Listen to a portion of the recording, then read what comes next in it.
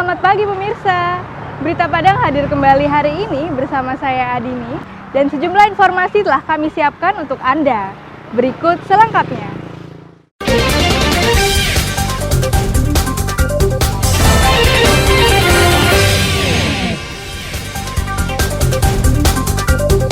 Empat bangunan di Padang ludes terbakar. Ketua DPRD Kabupaten Solo dilaporkan ke polisi karena diduga memperkosa asisten rumah tangganya. Harga kedelai naik, pengusaha tahu menjerit.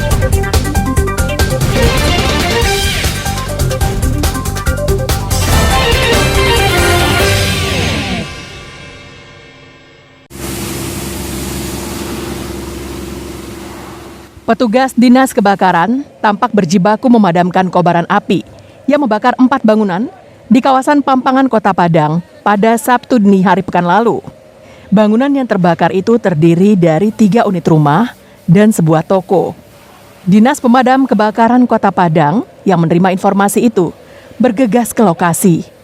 Dalam tempo kurang dari 30 menit, petugas telah tiba di lokasi kebakaran yang berjarak hampir 15 km dari kantor Dinas Pemadam Kebakaran. Petugas bisa cepat tiba di lokasi karena lalu lintas yang sepi, sehingga mobil pemadam kebakaran bisa memacu kendaraannya secara optimal. Di lokasi, petugas berjibaku memadamkan api yang berkobar dengan dahsyat.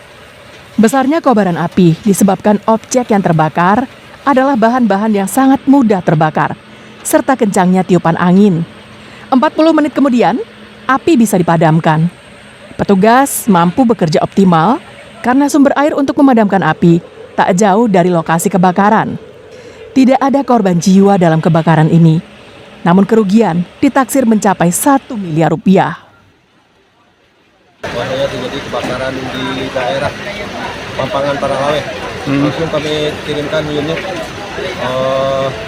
dan personil selama pemadaman sekitar 40 menit. Namun dari keterangan saksi, asal api pertama itu dari toko.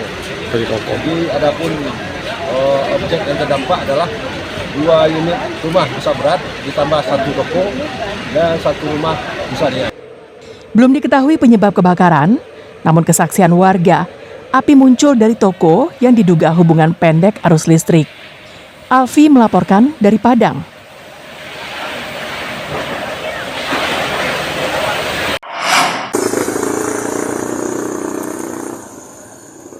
Akibat hujan dan angin kencang, sebatang pohon pelindung yang berada di trotoar Jalan Tamrin, pusat Kota Padang, tumbang dan menimpa sebuah mobil yang sedang melintas pada Sabtu pekan lalu. Untungnya, pohon itu berukuran kecil sehingga tidak membahayakan pengendara mobil. Petugas bergotong royong mengevakuasi batang pohon yang tumbang itu, sehingga mobil dapat melanjutkan perjalanannya. Tim yang terdiri dari petugas pemadam kebakaran, Satpol PP, tentara dan BPBD memotong batang pohon itu menjadi bagian-bagian kecil sehingga mudah disingkirkan. Pada hari itu, menurut catatan BPBD Padang, ada 4 pohon tumbang di sejumlah wilayah di Kota Padang. Selain menghambat akses jalan, peristiwa itu juga menimpa 2 unit rumah. Pohon yang tumbang itu terjadi di Kecamatan Padang Timur, Padang Utara, Padang Selatan, dan Lubuk Begalung.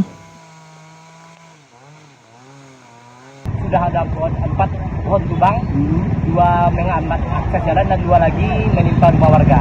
Alhamdulillah berkat bantuan dari kawan-kawan tim rescue dari Satlantas PP dan Damkar kita atasi semua. Kalau sekarang ada mahoni, tadi ada juga pohon baru macam-macam. Dan kita juga sudah dapat peringatan dari BMKG sebelumnya tanggal 1 sampai tanggal 6 rentang waktu dari cuaca ekstrim. Kita cuma dapat mengimbau supaya masyarakat lebih berhati-hati dan beraktivitas di saat hujan turun dan saat angin kencang. BPBD Kota Padang mengimbau warga Kota Padang untuk tetap waspada karena cuaca ekstrim diprediksi terus terjadi dalam beberapa hari ke depan yang dapat memicu banjir, longsor, dan pohon tumbang. Alfi melaporkan dari Padang.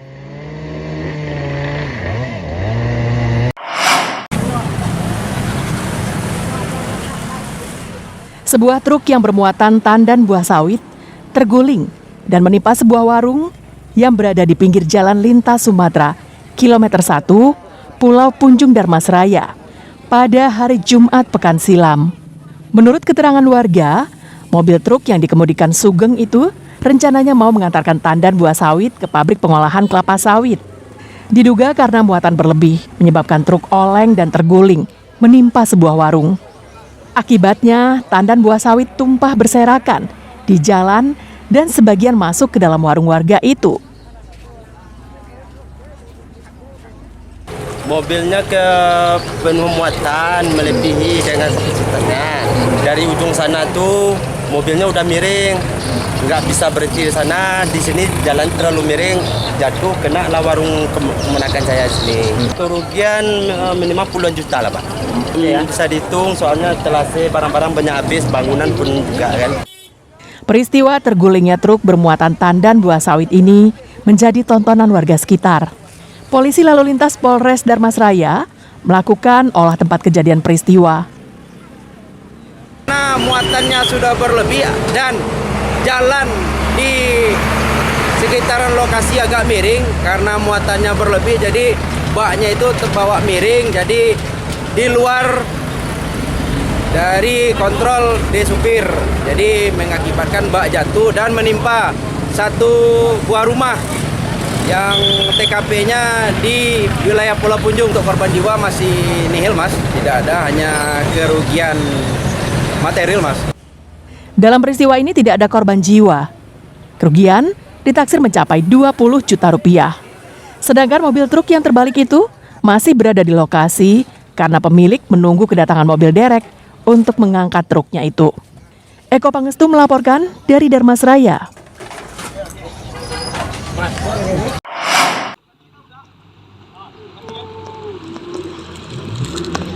Tim SAR dari Basarnas Mentawai berangkat menuju perairan Lepas Sipora, Kabupaten Kepulauan Mentawai, Jumat pekan lalu untuk mencari 2 nelayan yang terkatung-katung di perairan Lepas selama 10 jam karena mesin kapalnya mati.